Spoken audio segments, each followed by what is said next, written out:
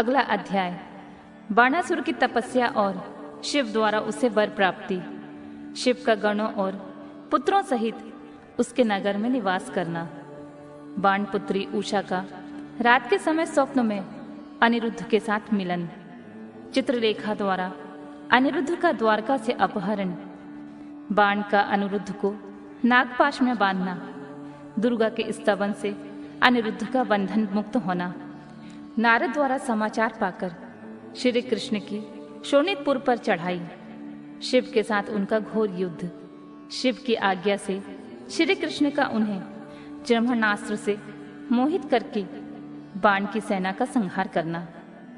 व्यास जी बोले, सर्वज्ञ सनत कुमार जी, आपने अनुग्रह करके प्रेम पूर्वक ऐसे अद्भुत और सुंदर कथा सुनाई है जो शंकर जी की कृपा से ओतप्रोत है।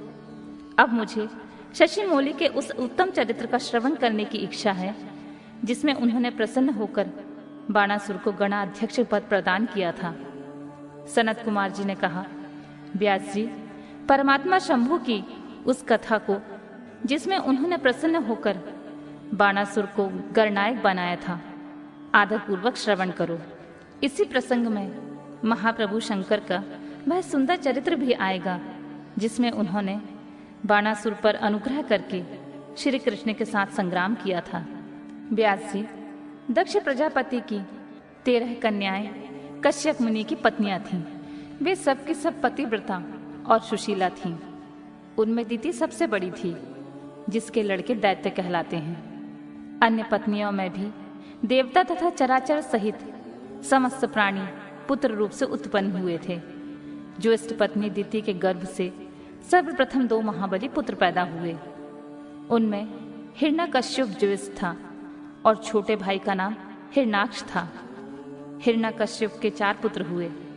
उन्हें दैत्य श्रेष्ठों का क्रमशः हाद, अनुहाद, संहाद और प्रहलाद नाम था। उनमें प्रहलाद जितेंद्रिय और महान विष्णु भक्त हुए। उनका नाश करने के लिए कोई भी दैत्य समर्थ ना हो सका। प्रहलाद का पुत्र विरोचन हुआ। वह दानियों में सर्वश्रेष्ठ था। उसने विप्र रूप से याचना करने वाले इंद्र को अपना सिर ही दे डाला था। उसका पुत्र बलि हुआ। वह महादानी और शिव भक्त था। इसने 52 रूपधारी विष्णु को सारी पृथ्वी दान दे दी थी। बलि का औरस पुत्र वाण हुआ। वह शिव भक्त, मानी, उदार बुद्धिमान, सत्य प्रतिज्ञ और सहस्त्रों का दान करने वाला था। उस असुरराज ने पूर्व काल में त्रिलोकी को तथा त्रिलोकाधिपतियों को बलपूर्वक जीतकर शोणितपुर में अपनी राजधानी बनाया और वहीं रहकर राज्य करने लगा। उस समय देवगण शंकर की कृपा से उस शिव भक्त बाणासुर के किंकर के समान हो गए थे। उसके राज्य में देवताओं के अतिरिक्त और प्रजा दुखी नहीं थी। शत्रु धर्म का बर्ताव करने वाले देवता शत्रुतावश ही कष्ट झेल रहे थे। एक समय वह महासुर अपनी सहस्त्रों भुजाओं से ताली बजाता हुआ तांडव नृत्य करके महेश्वर शिव को प्रसन्न करने की चेष्टा करने लगा। उसकी उस नृत्य से भक्त वत्सल शंकर भगवान संतुष्ट हो गए। फिर उन्होंने परम प्रसन्न होकर उसकी ओर कृपा दृष्टि से देखा। भगवान शंकर तो संपूर्ण लोकों के स्वामी, शरणागत वत्सल और भक्त वांछा कल्पतरु ही ठहरे। उन्होंने बलिनंदन महासुर बाण को वर देने की इच्छा प्रकट की। मुने, बलिनंदन महादैत्य बाण शिव भक्तों में श्रेष्ठ और परम बुद्धिमान था। उसने परमेश्वर शंकर को प्रणाम करके उनकी स्तुति की और कहा, प्रभु, आप मेरे रक्षक हो जाइए और पुत्रों तथा गणों सहित मेरे नगर के अध्यक्ष बनकर सर्वथा प्रीति का निर्वाह करते हुए मेरे पास ही निवास कीजिए। सनत कुमार जी कहते हैं, महर्षि, वह बलिपुत्र बाण निश्चय ही शिव जी की माया से मोह में पड़ गया था। इसलिए उसने मुक्ति प्रदान करने वाले दुराराध्य महेश्वर को पाकर भी ऐसा वर मांगा। तब ऐश्वर्यशाली भक्त वत्सल शंभु उसे यह वर देकर पुत्रों और गणों के साथ प्रेम पूर्वक वही निवास करने लगे। एक बार बाणासुर को बड़ा गर्व हो गया। उसने तांडव नृत्य करके शंकर को संतुष्ट किया। जब बाणासुर को यह ज्ञात हो गया कि पार्वती वल्लभ शिव प्रसन्न हो गए हैं। तब वह हाथ जोड़कर सिर झुकाए हुए बोला, देवाधिदेव महादेव, आप समस्त देवताओं के शिरोमणि हैं। आपकी ही कृपा से मैं बलि हुआ हूँ। अब आप मेरा उत्तम वचन सुनिए। देव, आपने जो मुझे 1000 भुजाएं प्रदान की हैं, ये तो अब महान भाव स्वरूप लगने लगी हैं, क्योंकि इस त्रिलोकी में मुझे आपके अतिरिक्त अपनी जोड़ का और कोई दूसरा योद्धा ही नहीं मिला। इसलिए वृषध्वज, युद्ध के बिना इन पर्वत सरीखी सहस्त्रों भुजाओं को लेकर मैं क्या करूं?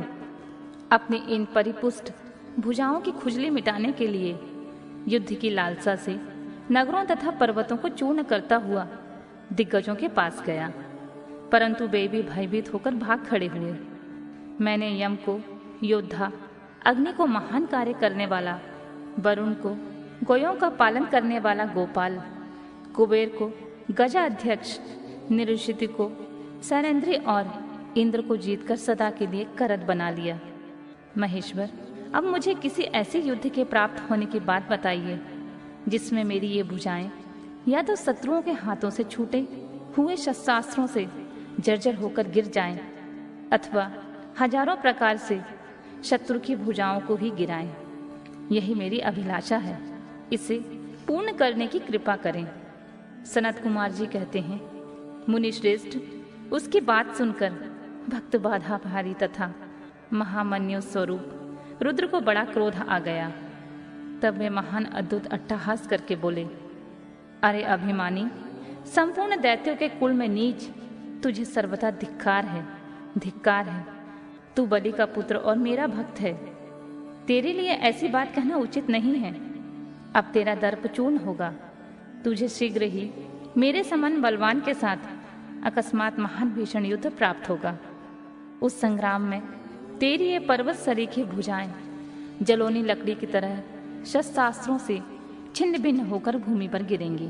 दुष्टात्मन, तेरे आयुधगार पर स्थापित तेरा जो ये मनुष्य के सिर वाला मयूर ध्वज फहरा रहा है, इसका जब वायु भय के बिना ही पतन हो जाएगा, तब तू अपने चित्त में समझ लेना कि वह महान भयानक युद्ध आ पहुंचा है। उस समय तू घोर संग्राम का निश्चय करके अपनी सारी सेना के साथ वहां जाना। इस समय तू अपने महल को लौट जा, क्योंकि इसी में तेरा कल्याण है। दुर्मते, वहां तुझे प्रसिद्ध बड़े बड़े उत्पात दिखाई देंगे। यूं कहकर गर्भहारी भक्त वत्सल भगवान शंकर चुप हो गए। सनत कुमार जी कहते हैं, मुने, यह सुनकर वानासुर ने दिव्य पुष्पों की कलियों से अंजलि भरकर रुद्र की अभिअर्चना की और फिर उन महादेव को प्रणाम करके वह अपने घर लौट गया। तदनंतर उस समय देववश उसका वह ध्वज अपने आप टूटकर गिर गया। यह देख बाणासुर हर्षित होकर युद्ध के लिए उद्यत हो गया। वह अपने हृदय में विचार करने लगा कि कौन सा युद्ध प्रेमी योद्धा किस देश से आएगा जो नाना प्रकार के शस्त्रास्त्रों का पारगामी विद्वान होगा। यह मेरे सहस्त्रों भुजाओं को ईंधन की तरह काट डालेगा तथा मैं भी अपने अत्यंत तीखे शस्त्रों से उसके सैकड़ों टुकड़े टुकड़े कर डालूंगा। इसी समय शंकर की प्रेरणा से वह काल आ गया। एक दिन बाणासुर की कन्या ऊषा वैशाख मास में माधव की पूजा करके मांगलिक श्रृंगार से सुसज्जित होकर रात के समय अपने गुप्त अंतःपुर में सो रही थी। उसी समय वह स्त्री भाव प्राप्त हो गई। तब देवी पार्वती की शक्ति से उषा को स्वप्न में श्री कृष्ण के पौत्र अनिरुद्ध का मिलन प्राप्त हुआ। जागने पर वह व्याकुल हो गई और उसने अपनी सखी चित्रलेखा से स्वप्न में मिले हुए उस पुरुष को ला देने के लिए कहा। तब चित्रलेखा ने कहा, देवी, तुमने स्वप्न में जिस पुरुष को देखा है उसे भला मैं कैसे ला सकती हूँ, जबकि मैं उसे जानती ही नहीं। उसके यूं कहने पर दैत्य कन्या उषा प्रेमाग्न होकर मरने पर उतारू हो गई। तब उस दिन उसकी उस सखी ने उसे बचाया। मुनि श्रेष्ठ, कुंभांड की पुत्री चित्रलेखा बड़ी बुद्धिमती थी। वह बाण तनया उषा से पुनः बोली, सखी, जिस पुरुष ने तुम्हारे मन का अपहरण किया है उसे बताओ तो सही, वह यदि त्रिलोकी में कहीं भी होगा तो मैं उसे लाऊंगी और तुम्हारा कष्ट दूर करूंगी। सनत कुमार जी कहते हैं, महर्षि, यूं कहकर चित्रलेखा ने वस्त्र के पर्दे पर देवताओं, दैत्यों, दानवों, गंधर्वों, सिद्धों, नागों और यक्ष आदि के चित्र अंकित किए। फिर वह मनुष्यों के चित्र बनाने लगी। उसमें वृणिवंशियों का प्रकरण आरंभ होने पर उसने सूर्य, वसुदेव, राम, कृष्ण और नरश्रेष्ठ प्रद्युम्न का चित्र बनाया। फिर जब उसने प्रद्युम्न नंदन अनिरुद्ध का चित्र खींचा तब उसे देखकर उषा लज्जित हो गई। उसका मुख अवनत हो गया और हृदय हर्ष से परिपूर्ण हो गया। उषा ने कहा, सखी, रात में जो मेरे पास आया था और जिसने शीघ्र ही मेरे चित्ररूपी रत्न को चुरा लिया है, वह चोर पुरुष यही है। तदनंतर उषा के अनुरोध पर चित्रलेखा ज्येष्ठ कृष्ण चतुर्दशी को तीसरे पहर द्वारकापुरी में पहुंचकर क्षण मात्र में ही पलंग पर बैठे हुए अनिरुद्ध को महल में से उठा लाई। वह दिव्य योगिनी थी। उषा अपने प्रियतम को पाकर प्रसन्न हो गई। इधर अंतःपुर के द्वार की रक्षा करने वाले बेतधारी पहरेदारों ने चेष्टाओं से तथा अनुमान से इस बात को लक्ष्य कर लिया। उन्होंने एक दिव्य शरीरधारी, दर्शनीय, साहसी तथा समर्प्रिय नवयुवक को कन्या के साथ दुशीलता का आचरण करते हुए भी देख लिया। उसे देखकर कन्या अंतःपुर की रक्षा करने वाले उन महाबली पुरुषों ने बलिपुत्र बाणासुर के पास जाकर सारी बातें निवेदन करते हुए कहा। द्वारपाल बोले, देव, पता नहीं आपके अंतःपुर में बलपूर्वक प्रवेश करके कौन पुरुष छिपा हुआ है। वह इंद्र तो नहीं जो वेश बदलकर आपकी कन्या का उपभोग कर रहा है। महाभाऊ दानवराज, उसे यहाँ देखिए और जैसा उचित समझिए वैसा कीजिए। इसमें हम लोगों का कोई दोष नहीं है। सनत कुमार जी कहते हैं, मुनिश्रेष्ठ, द्वारपालों का वह वचन सुनकर, कन्या के दूषित होने का कथन सुनकर महाबली दानवराज बड़ा आश्चर्यचकित हो गए। तदनंतर वह कुपित होकर अंतःपुर में जा पहुंचे। वहां उन्होंने प्रथम अवस्था में वर्तमान दिव्य शरीरधारी अनिरुद्ध को देखा। उसे महान आश्चर्य हुआ। फिर उसने उसका बल देखने के लिए 10,000 सैनिकों को भेजकर आज्ञा दी कि इसे मार डालो। सेना ने अनिरुद्ध पर आक्रमण किया। तब अनिरुद्ध ने बात ही बात में 10,000 सैनिकों को काल के हवाले कर दिया। फिर तो असंख्य सेना पर सेना आने लगी और अनिरुद्ध उन्हें काल का ग्रास बनाने लगे। तदनंतर उन्होंने बाणासुर का वध करने के लिए एक शक्ति हाथ में ली जो कालाग्नि के समान भयंकर थी। फिर उसी से रथ की बैठक में बैठे हुए बाणासुर पर प्रहार किया। उसकी गहरी चोट खाकर बीरबर बाण उसी क्षण घोड़ों सहित वही अंतर्ध्यान हो गया। फिर महावीर बलिपुत्र बाणासुर ने, जो महान बल संपन्न तथा शिव भक्त था, छलपूर्वक नागपाश से अनिरुद्ध को बांध दिया। इस प्रकार उन्हें बांधकर और पिंजरे में कैद करके वह युद्ध से उपराम हो गया। तत्पश्चात बाण कुपित होकर महाबली सूतपुत्र से बोला, सूतपुत्र, घास फूक से ढके हुए अगाध कुएं में ढकेलकर इस पापी को मार डालो। अधिक क्या कहूँ, इसे सर्वथा मार ही डालना चाहिए। सनत कुमार जी कहते हैं, मुने, उसकी यह बात सुनकर उत्तम मणियों में श्रेष्ठ धर्म बुद्धि निशाचर कुम्हांड ने बाणासुर से कहा, देव, थोड़ा विचार तो कीजिए। मेरी समझ से तो यह कर्म करना उचित प्रतीत नहीं होता है, क्योंकि इसके मारे जाने पर भी अपना आत्मा ही आहत हो जाएगा। पराक्रम में तो यह विष्णु के समान दिख रहा है। जान पड़ता है आप पर कुपित होकर चंद्रचूड़ ने अपने उत्तम तेज से इसे और बढ़ा दिया है। साहस में यह शशि मौली की समानता कर रहा है, क्योंकि इस अवस्था को पहुंच जाने पर भी यह पुरुषार्थ पर ही डटा हुआ है। यह ऐसा बली है कि यद्यपि नाग इसे बलपूर्वक डस रहे हैं, तथापि यह हम लोगों को तृणवत ही समझ रहा है। सनत कुमार जी कहते हैं, व्यास जी, दानव कुम्हांड राजनीति के ज्ञाताओं में श्रेष्ठ था। वह बाण से ऐसा कहकर फिर अनिरुद्ध से कहने लगा, नराधम, अब तो वीरवर दैत्यराज की स्तुति कर और दीन वाणी से मैं हार गया यूं बारंबार कहकर उन्हें हाथ जोड़कर नमस्कार कर। ऐसा करने पर ही तू मुक्त हो सकता है, अन्यथा तुझे बंधन आदि का कष्ट भोगना पड़ेगा। उसकी बात सुनकर अनिरुद्ध उत्तर देते हुए बोले, दुराचारी निशाचर, तुझे क्षत्रिय धर्म का ज्ञान नहीं है। अरे, शूरवीर के लिए दीनता दिखाना और युद्ध से मुंह मोड़कर भागना मरण से भी बढ़कर कष्टदायक होता है। मेरे विचार से तो विरुद्ध आचरण कांटे की तरह चुभने वाला होता है। वीरमानी क्षत्रिय के लिए रणभूमि सदा सम्मुख लड़ते हुए मरना ही श्रेयस्कर होता है। भूमि पर पड़कर हाथ जोड़े हुए दीन की तरह मरना कदापि नहीं। सनत कुमार जी कहते हैं, मुने, इस प्रकार अनिरुद्ध ने बहुत सी वीरता की बातें कही, जिसे सुनकर बाणासुर को महान विस्मय हुआ और उसे क्रोध भी आया। उसी समय समस्त वीरों के अनिरुद्ध की ओर मंत्री कुम्हांड के सुनते सुनते बाणासुर के आश्वासनार्थ आकाशवाणी हुई। आकाशवाणी ने कहा, महाबली बाण, तुम बलि के पुत्र हो, अतः थोड़ा विचार तो करो।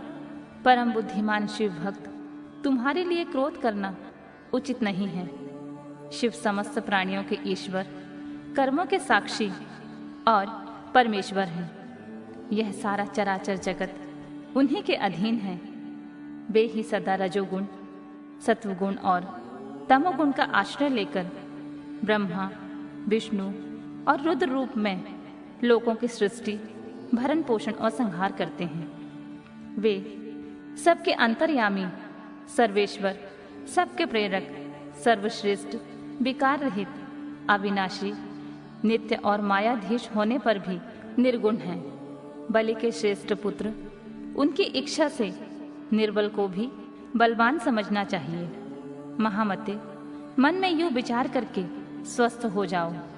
नाना प्रकार की लीलाओं के रचने से निपुण भक्त वत्सल भगवान शंकर गर्व को मिटा देने वाले हैं। वे इस समय तुम्हारे गर्व को चूर कर देंगे। सनत कुमार जी कहते हैं, महामुने, इतना कहकर आकाशवाणी बंद हो गई।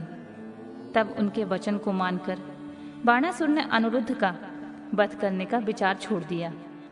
तदनंतर विषैले नाग के पाश से बंधे हुए अनिरुद्ध उसी क्षण दुर्गा का स्मरण करने लगे। अनिरुद्ध ने कहा, शरणागत वत्सले, आप सदा यश प्रदान करने वाली हैं। आपका रोष बड़ा उग्र होता है। देवी, मैं नागपाश में बंधा हुआ हूँ और नागों की विष ज्वाला से संतृप्त हो रहा हूँ, अतः आप शीघ्र पधारिए और मेरी रक्षा कीजिए। सनत कुमार जी कहते हैं, मुनीश्वर, जब अनिरुद्ध ने पिसे हुए काले कोयले के समान कृष्ण वर्ण वाली काली को इस प्रकार संतुष्ट किया, तब ज्येष्ठ कृष्ण चतुर्दशी की महारात्रि में वहां प्रकट हुई। उन्होंने उन सर्परूपी भयानक बाणों को भस्मसात करके अपने बलिष्ठ मुक्कों के आघात से उस नाग पंजर को विदीर्ण कर दिया। इस प्रकार दुर्गा ने अनिरुद्ध को बंधन मुक्त करके उन्हें पुनः अंतःपुर में पहुंचा दिया और स्वयं वही अंतर्ध्यान हो गई। इस प्रकार शिव के शक्ति स्वरूपा देवी की कृपा से अनिरुद्ध कष्ट से छूट गए। उनकी सारी व्यथा मिट गई और वे सुखी हो गए। तदनंतर प्रद्युम्न नंदन अनिरुद्ध शिव भक्ति के प्रताप से विजयी हो अपने प्रिया बाणतन्या को पाकर परम हर्षित हुए और अपनी प्रियतमा उस उषा के साथ पूर्ववत सुखपूर्वक विहार करने लगी। इधर पौत्र अनिरुद्ध के अदृश्य हो जाने तथा नारद जी के मुख से उसके बाणासुर के द्वारा नागपाश में बांधे जाने का समाचार सुनकर 12 अक्षौहिणी सेना के साथ प्रद्युम्न आदि वीरों को साथ ले भगवान श्री कृष्ण ने शोणितपुर में चढ़ाई कर दी। उधर भगवान रुद्र भी अपने भक्त के पक्ष में सज धज कर आ डटे। फिर तो श्री कृष्ण और श्री शिव का भयानक युद्ध हुआ। दोनों ओर से ज्वर छोड़े गए। अंत में श्री कृष्ण ने स्वयं श्री रुद्र के पास आकर उनका स्तवन करके कहा, सर्वव्यापी शंकर, आप गुणों से निर्लिप्त होकर भी गुणों से ही गुणों को प्रकाशित करते हैं। गिरिशाई भुवन, आप स्वयं प्रकाश हैं। जिनकी बुद्धि आपकी माया से मोहित हो गई है, वे स्त्री, पुरुष, ग्रह आदि विषयों में आसक्त होकर दुख सागर में डूबते उतराते हैं। जो अचेतेंद्रिय पुरुष प्रारब्धवश इस मनुष्य जन्म को पाकर भी आपके चरणों में प्रेम नहीं करता, वह शोचनीय तथा आत्मवंचक है। भगवान, आप गर्वहारी हैं। आपने ही तो इस गर्वीले बाण को शाप दिया था, अतः आपकी ही आज्ञा से मैं बाणासुर की भुजाओं का छेदन करने के लिए यहाँ आया हूँ। इसलिए महादेव, आप इस युद्ध से निवृत्त हो जाइए।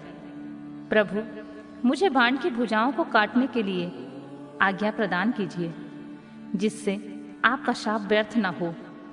महेश्वर ने कहा, तात, आपने ठीक ही कहा कि मैंने इस दैत्यराज को शाप दिया है और मेरी ही आज्ञा से आप बाणासुर की भुजाएं काटने के लिए यहाँ पधारे हैं। किंतु रामानाथ, हरे, मैं क्या करूं? मैं तो सदा भक्तों के अधीन रहता हूँ।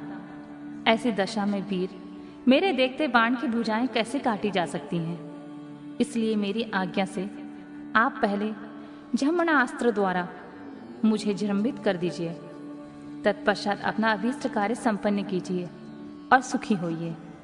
सनत कुमार जी कहते हैं, मुनीश्वर, शंकर जी के यूं कहने पर शांगपणी श्री हरि को महान विस्मय हुआ। वे अपने युद्ध स्थान पर आकर परम आनंदित हुए। व्यास जी तदनंतर नाना प्रकार के अस्त्रों के संचालन में निपुण श्री हरि ने तुरंत ही अपने धनुष पर झमणास्त्र का संघान करके उसे पिनाक मणि शंकर पर छोड़ दिया। इस प्रकार श्री कृष्ण झमणास्त्र द्वारा जृंभित हुए शंकर को मोह में डालकर खड़ग, पद्य और रिष्टि आदि से बाण की सेना का संहार करने लगे। श्री कृष्ण द्वारा बाण की भुजाओं का काटा जाना, सिर काटने के लिए उद्यत हुए श्री कृष्ण को शिव का रोकना और उन्हें समझाना, श्री कृष्ण का परिवार सहित द्वारका को लौट जाना, बाण का तांडव नृत्य द्वारा शिव को प्रसन्न करना, शिव द्वारा उसे अन्यान वरदानों के साथ महाकालत्व की प्राप्ति। सनत कुमार जी कहते हैं, महाप्राज्ञ व्यास जी, लोक लीला का अनुसरण करने वाले श्री कृष्ण और शंकर की उस परम अद्भुत कथा को श्रवण करो। तात, जब भगवान रुद्र लीलावश पुत्रों और गणों सहित सो गए, तब दैत्यराज बाण श्री कृष्ण के साथ युद्ध करने के लिए प्रस्थित हुए। उस समय कुम्हांड उसके अश्रों की बागडोर संभाले हुए था। वह नाना प्रकार के शस्त्रास्त्रों से सज्जित था। फिर वह महाबली बलिपुत्र भीषण युद्ध करने लगा। इस प्रकार उन दोनों में चिरकाल तक बड़ा घोर संग्राम होता रहा, क्योंकि विष्णु के अवतार श्री कृष्ण शिव रूप ही तो थे। उधर बलवान बाणासुर उत्तम शिव भक्त था। मुनीश्वर, तदनंतर वीर्यवान श्री कृष्ण, जिन्हें शिव की आज्ञा से बल प्राप्त हो चुका था, चिरकाल तक बाण के साथ युद्ध यू करते अत्यंत कुपित हो उठे। तब शत्रु वीरों का संहार करने वाले भगवान श्री कृष्ण ने शंभु के आदेश से शीघ्र ही सुदर्शन चक्र द्वारा बाण की बहुत सी भुजाओं को काट डाला। अंत में उसकी अत्यंत सुंदर 4 भुजाएं ही अवशेष रह गईं और शंकर की कृपा से शीघ्र ही उसकी व्यथा भी मिट गई। जब बाण की स्मृति लुप्त हो गई और वीर भाव को प्राप्त हुए श्री कृष्ण उसका सिर काट लेने के लिए उद्यत हुए, तब शंकर जी मोह निद्रा को त्याग कर उठ खड़े हुए और बोले, देवकी नंदन, अब तो सदा से मेरी आज्ञा का पालन करते आए हैं। भगवान, मैंने आपको पहले जिस काम के लिए आज्ञा दी थी वह तो आपने पूरा कर दिया। अब बाण का सिर छेदन मत कीजिए और सुदर्शन चक्र को लौटा लीजिए। मेरी आज्ञा से यह चक्र सदा मेरे भक्तों पर अमोद रहा है। गोविंद, पहले मैंने आपको युद्ध में अनिवार्य चक्र और जय प्रदान की थी। अब आप इस युद्ध से निवृत्त हो जाइए। लक्ष्मी, पूर्व काल में भी तो आपने मेरी आज्ञा के बिना दधीच, बीरबल, रावण और तारकाक्ष आदि के पुरों पर चक्र का प्रयोग नहीं किया था। जनार्दन, अपने योगेश्वर साक्षात परमात्मा और संपूर्ण प्राणियों के हित की रत में रहने वाले हैं। आप स्वयं ही अपने मन में विचार कीजिए। मैंने इसे वर दे रखा है कि तुझे मृत्यु का भय नहीं होगा। मेरा वह वचन सदा सत्य होना चाहिए। मैं आप पर प्रसन्न हूँ। हरे, बहुत दिनों पूर्व यह गर्व से भरकर उन्मत्त हो उठा और अपने आप को भूल गया था। तब अपनी भुजाएं खुजलाता हुआ मेरे पास पहुंचा और बोला, मेरे साथ युद्ध कीजिए।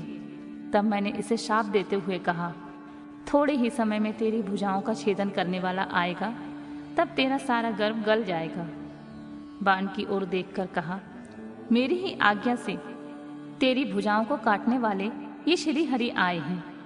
फिर श्री कृष्ण से आप युद्ध बंद कर दीजिए और वर-वधू को साथ लेकर अपने घर लौट जाइए। यूं कहकर महेश्वर ने उन दोनों में मित्रता करा दी और उनकी आज्ञा ले वे पुत्रों और गणों के साथ अपने निवास स्थान को चले गए। सनत कुमार जी कहते हैं, मुनि, शंभु का यह कथन सुनकर अक्षत शरीर वाले श्री कृष्ण ने सुदर्शन को लौटा लिया और विजय श्री से सुशोभित हो वे बाणासुर के अंतःपुर में पधारे।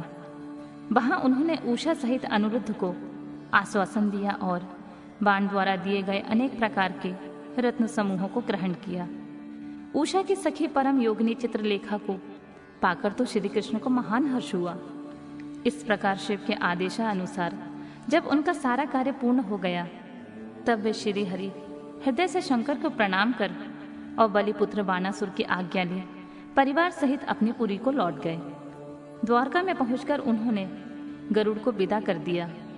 फिर हर्षपूर्वक मित्रों से मिले और स्वेच्छा अनुसार आचरण करने लगे। इधर नंदीश्वर ने बाणासुर को समझाकर यह कहा, भक्त शार्दुल, तुम बारंबार शिव जी का स्मरण करो। वे भक्तों पर अनुकंपा करने वाले हैं। अतः उन आदि गुरु शंकर में मन समाहित करके नित्य उनका महोत्सव करो। तब द्वेष रहित हुआ महामनस्वी बाण नंदी के कहने से धैर्य धारण करके तुरंत ही शिवा स्थान को गया। वहां पहुंचकर उसने नाना प्रकार के स्तोत्रों द्वारा शिव जी की स्तुति की और उन्हें प्रणाम किया। फिर वह पादों से ठुमकी लगाते हुए और हाथों को घुमाते हुए नाना प्रकार के आलीढ़ और प्रत्यलीढ़ आदि प्रमुख स्थानकों द्वारा सुशोभित नृत्यों में प्रधान तांडव नृत्य करने लगा। उस समय वह हजारों प्रकार से मुख द्वारा बाजा बजा रहा था और बीच बीच में भौं को मटकाकर तथा सिर को कंपाकर सहस्त्रों प्रकार के भाव भी प्रकट करता जाता था।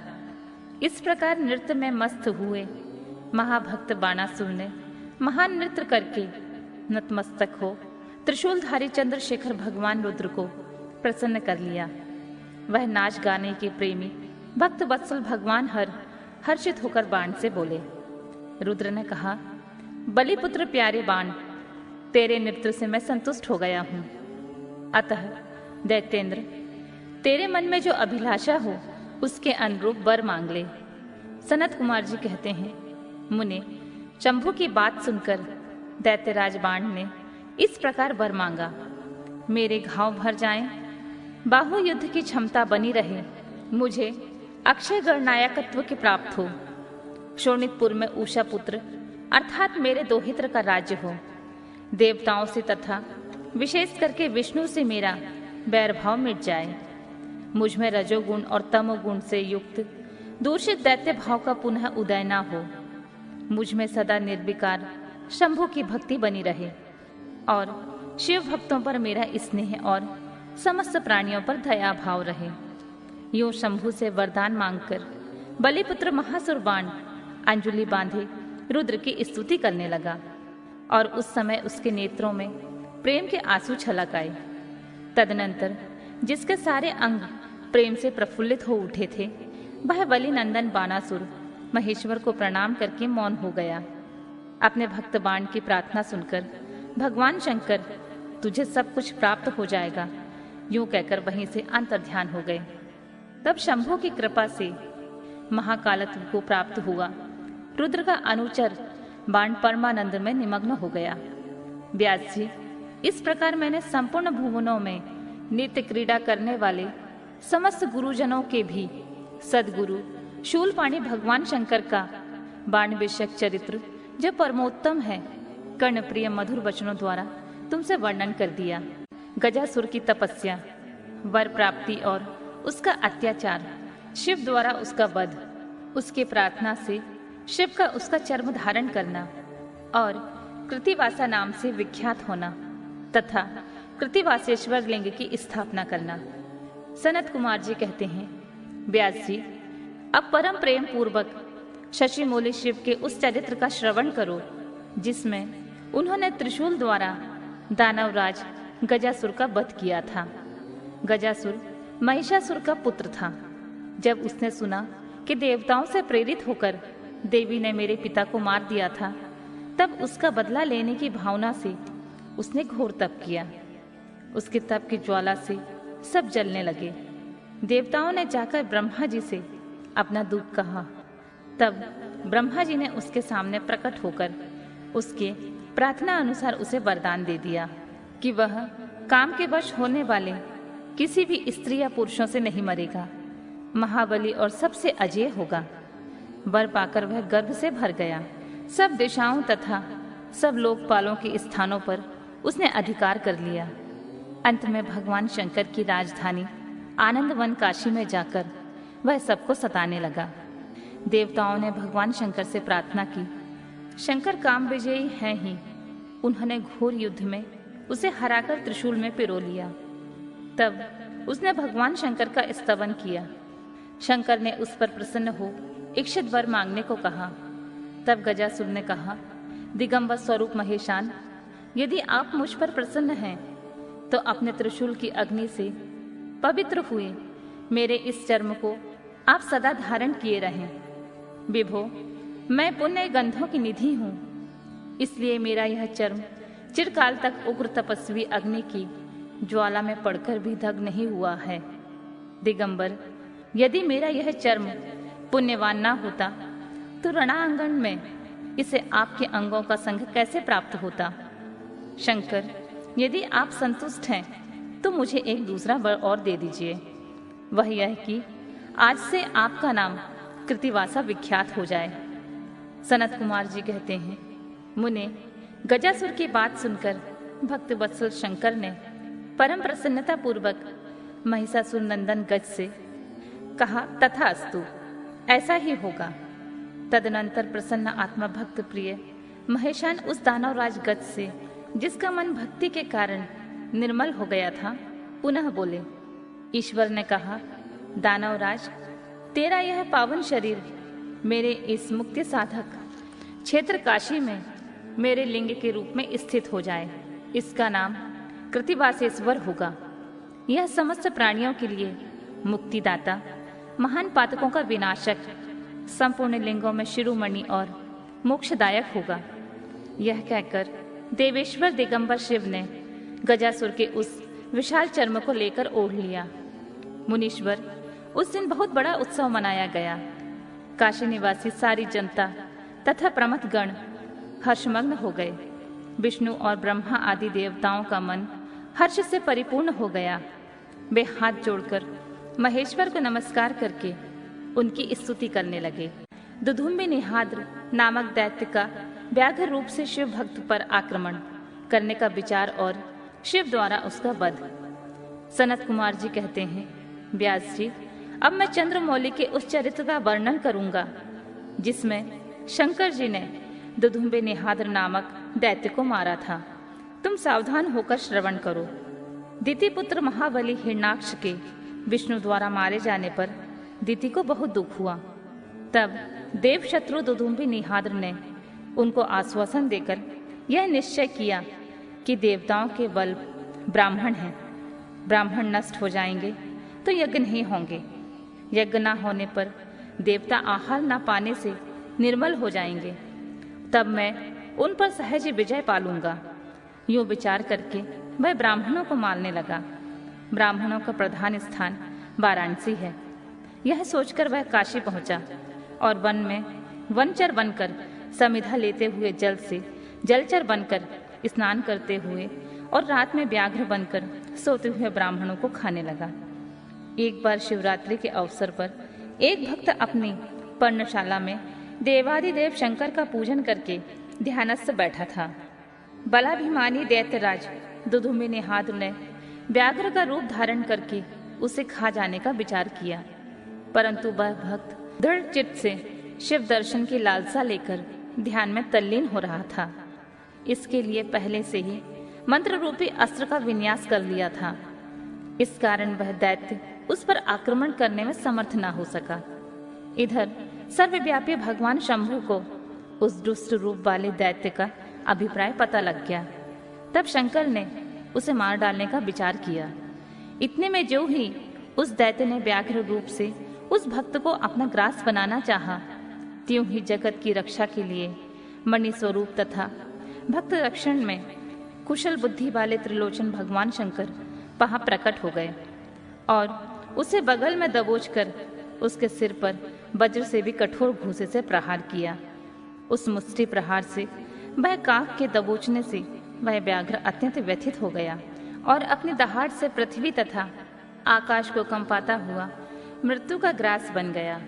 उस भयंकर शब्द को सुनकर तपस्वियों का हृदय कांप उठा। वे रात में ही उस शब्द का अनुसरण करते हुए उस स्थान पर जा पहुंचे। वहां परमेश्वर शिव को बगल में उस पापी को दबोचे हुए देखकर सब लोग उनके चरणों में पड़ गए और जय जयकार करते हुए उनकी स्तुति करने लगे। तदनंतर महेश्वर ने कहा, जो मनुष्य यहाँ आकर श्रद्धापूर्वक मेरे इस रूप का दर्शन करेगा, निसंदेह मैं उसके सारे उपद्रवों को नष्ट कर दूंगा। जो मानव मेरे इस चरित्र को सुनकर और हृदय में मेरे इस लिंग का स्मरण करके संग्राम में प्रवेश करेगा, उसे विजय अवश्य प्राप्त होगी। मुने, जो मनुष्य व्याघ्रेश्वर के प्रकट से संबंध रखने वाले इस पर्वोत्तम चरित्र को सुनेगा अथवा दूसरों को सुनाएगा, पढ़ेगा या पढ़ाएगा, वह अपनी समस्त मनोवांछित वस्तुओं को प्राप्त कर लेगा और अंत में संपूर्ण दुखों से रहित मोक्ष का भागी होगा।